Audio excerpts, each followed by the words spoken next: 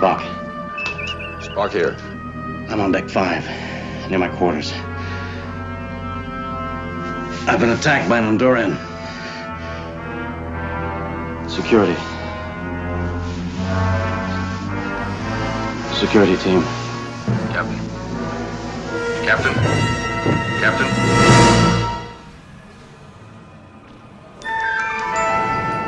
Captain's log. Stardate 3843.4. First Officer Spock in temporary command. The captain has been critically wounded by one of the delegates to the Babel Conference. The ship is on alert status. We are still being followed by the intruder vessel. It's a bad wound. Punctured left lung. Centimeter so low, it had gone through the heart. I'll be in the brig questioning the Andorian prisoner. Doctor, the K2 factor is dropping.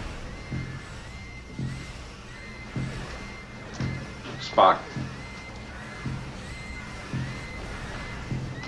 Your father is much worse. There's no longer a choice. I have to operate immediately. We can begin as soon as you're prepared. No, Doctor. What? My first responsibility is to the ship. Our passenger safety is by Starfleet order of first importance. We are being followed by an alien, possibly hostile vessel. I cannot relinquish command under these circumstances. You can turn command over to Scotty. On what grounds, Doctor? Command requirements do not recognize personal privilege. I'll be in the brig interrogating the Andorian.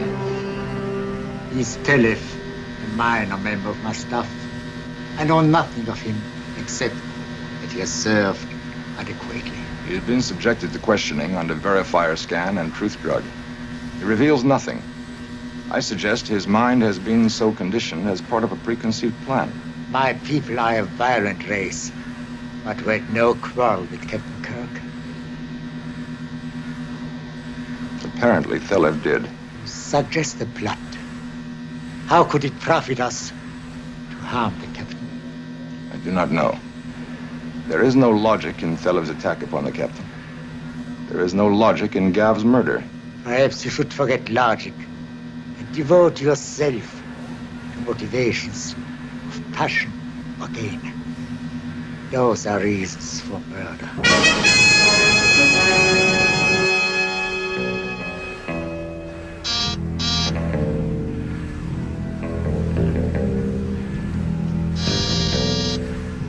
Come in.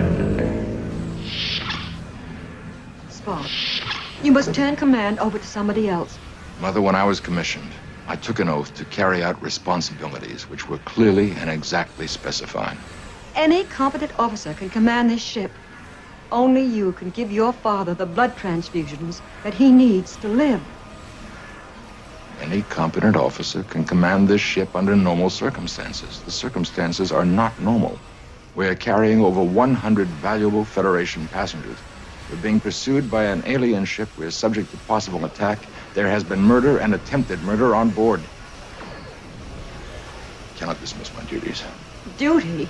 Your duty is to your father. I know. This must take precedence. If I could give the transfusion without loss of time or efficiency, I would. Sarek understands my reason. Well, I don't. It's not human. Oh, that's not a dirty word. You're human, too. Let that part of you come through. Your father's dying. Mother, how can you have lived on Vulcan so long, married a Vulcan, raised a son on Vulcan, without understanding what it means to be a Vulcan? Well, if this is what it means, I don't want to know. It means to adopt a philosophy, a way of life which is logical and beneficial. We cannot disregard that philosophy merely for personal gain, no matter how important that gain might be. Nothing is as important as your father's life. Can you imagine what my father would say if I were to agree, if I were to give up command of this vessel, jeopardize hundreds of lives, risk interplanetary war, all for the life of one person? When you were 5 years old and came home stiff-lipped, anguished, because the other boys tormented you, saying that you weren't really Vulcan. I watched you, knowing that inside, the human part of you was crying. And I cried too.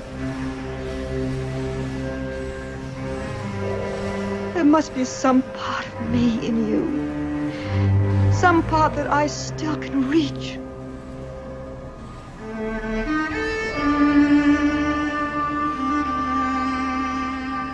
Being Vulcan is more important to you than you'll stand there speaking rules and regulations from Starfleet and Vulcan philosophy and let your father die.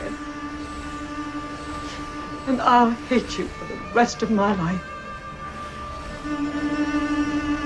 Mother. We'll go to him now, please. I cannot.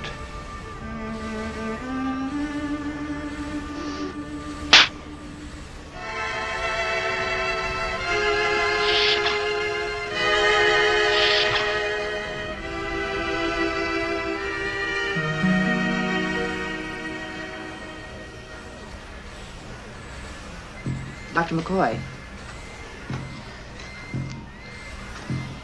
I'd like to get my hands on the guy with the sledgehammer. The one who hit you? No, the one inside my head. How long have I...